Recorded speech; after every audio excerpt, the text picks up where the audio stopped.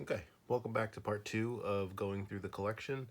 I believe we left off still looking at rares, and these are my three essentially bulk rare boxes. We went through kind of my two sleeved rare boxes. This is where a lot of the doubles are, and stuff that I just haven't had time to sleeve yet, but there's definitely still value in here. I mean, we've got surge foils in here.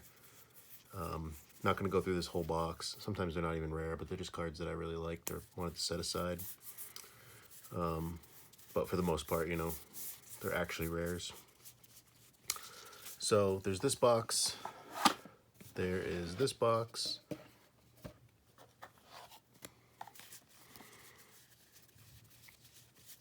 Mostly organized by color, but as I started kind of buying more, I started kind of coming up with different boxes of that are like individually organized instead of being organized all together. So I need to go through all of that, and then the final box of rares is the Japanese.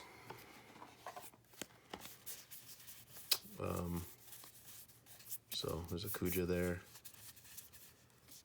Leviathan, Genji Glove, Gobez Action, Foil Squall, Beatrix, my favorites from 9. Let's see, a Noctis in there. Yeah, so I mean, there's a ton of bulk. Like, I can't call them bulk rares because like there's definitely some cards in there that are probably worth sleeving or putting aside, but there's just so many insane cards in this set that those have kind of become bulk rares. And then speaking of bulk, the majority of my bulk is in this box here. And this is all commons, uncommons. I haven't sorted out the Secret Rendezvous or the SIDS, so I need to do that when I go through, when I go to try to, you know, make the set and put it in a binder. And then I have some bulk that's just not stored anywhere yet. I need to get storage boxes. So there's, you know, one pile here. This is all Japanese here. Let me know if I'll be able to get all these on camera. And this is the bane of my existence. This is the amount of bulk in this house is just, there's a random rare on top that I found in there, but the rest of it's all commons, uncommons. Another pile here. And this guy here. So, you know, this is a lot to sort through. I'll probably be happy that, you know, I have all of these when I go to try to build the set and put it in a binder, because I'll be able to choose from different versions of the cards and kind of, you know, make decisions of what I have the most of to kind of pick which things will make it to the binder. So then lastly, I wanted to talk about cards that I purchased, because everything that I've shown so far have been things that I've just pulled out of packs. Or these, I mean, these are the packs in this case, but so I purchased these cards. So I purchased a Terra foil, and this was actually, so first of all, this is like one of my favorite cards in the set. And it was just cheap during like pre-release time. I was able to find it cheaper than it's selling for today. With all the packs that I pulled, I wasn't getting these cards for some reason. So I had to buy these. And then hilariously, in my last few boxes, I pulled foils of every single one of these. So I bought the non-foils because they were less expensive and I just wanted to have a copy of the card. And then in the last few boxes, I've pulled the foil versions of these, which is kind of what I'm planning on doing for how to display them in the binder, is do all of the Through the Ages in non-foil and then have all the Through the Ages in foil. I purchased Sephiroth and Cloud Surge foils, and actually I forgot to put one aside, but I have 2 of the Cloud Midgar Mercenary Surge foils. I purchased that as well. I paid half the price that these are going for, and I paid, I think, like $200 for this. I think Cloud Midgar Mercenary was around $240. So during the pre-release window, normally is a really bad time to buy. And I knew that going into it. I was like, okay, prices are really high, probably FOMOing in right now, but I don't want to take the chance that I don't get these cards. I don't know how rare they're going to be.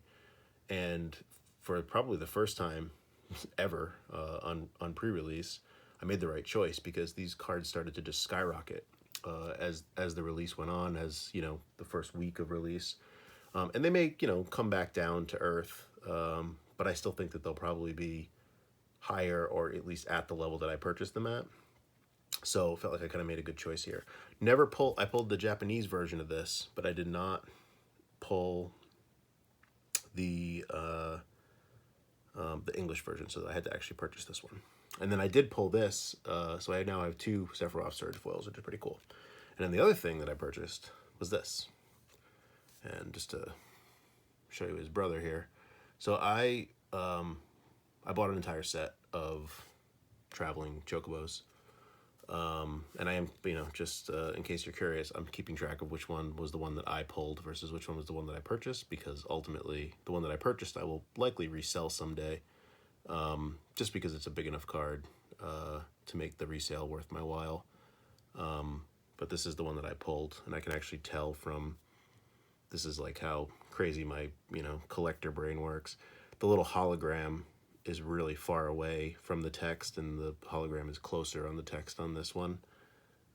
So I'm just able to tell which one is which through that. I also put them in different sleeves. So this is in a completely clear sleeve, and this is in a KMC Hypermatte. So just so I know the difference.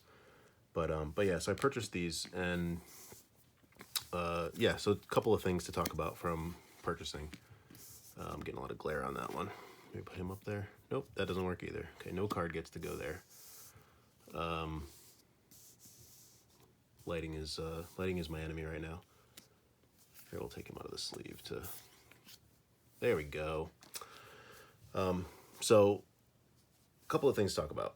The first is, some of these cards are still really hard to pull. I mean, after all these boxes, I didn't get them. I mean, and I didn't get the non-foil versions. I ended up pulling the foil versions. The other thing that's crazy is, again, pre-release prices versus where they, have kind of ended up going. Which if I had known that, I probably would have even grabbed more cards. I would have, probably tried to grab a lot of the cards that I was after, not necessarily. I had no idea that Yuna was going to be expensive. I had no idea that Ishitola was going to take off, so I wouldn't have gone after those cards, and I wouldn't have wanted to go after them just for the monetary gain anyway. But I could have gotten unlucky and not pulled a Tifa Martial Artist Surge foil, and then been on the hook to try to pick up that single. But with these, I saw that they were going up pretty dramatically, pretty quickly, and so that's when I decided to kind of say, okay, well, I'm going to try to get as many of them as I can for cheap. And it's probably one of the first times where I really kind of caught the market before it started going up, because I was picking them up as they were going. When they first dropped, they were like $800, and I think people were just excited that they were pulling a card right out of a pack and being able to sell it for $800. And then you started to see the price go up to $1,000, $1,200, $1,400. Now they're like, they're about $2,000, and people are not biting at $2,000. There definitely have been auctions where people are, bidding them up to $2,500. But the buy it now is, I see a lot of those cards just kind of sitting there for about $2,000. So I think they're kind of leveled off for now. But I think longer term, depending upon the rarity and depending upon kind of how many are out there in the market for sale, these will probably be $2,500 to $3,000 longer term. But I could be wrong. Maybe they crash back down to $1,000 a card, but I don't see them going below that. So I'm gonna have a set of these separate from the 2 that I pulled, and that way the 2 that I pulled I will keep forever. They'll be my cards, and I will never let those go, because I want to commemorate those moments. I always appreciate the cards that I open more than the ones that I sell. I'm sorry, that I buy. So if I have a double like Sephiroth, he may get sold someday. This I only have one of, so I actually needed to buy this. So I'll never sell that. But yeah. So anyway, I thought that was kind of interesting. There's it really truly is crazy, like how many variants there are of cards, to the point where you have to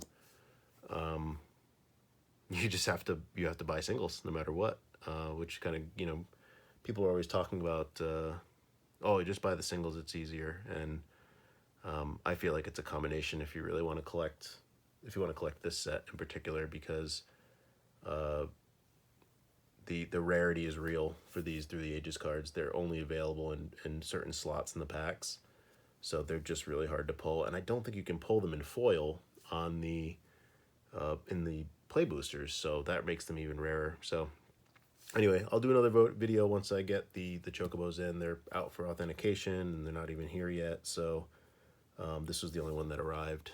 But yeah, so hopefully you enjoyed seeing the rest of the collection here, and we'll see you on the next one. Thanks.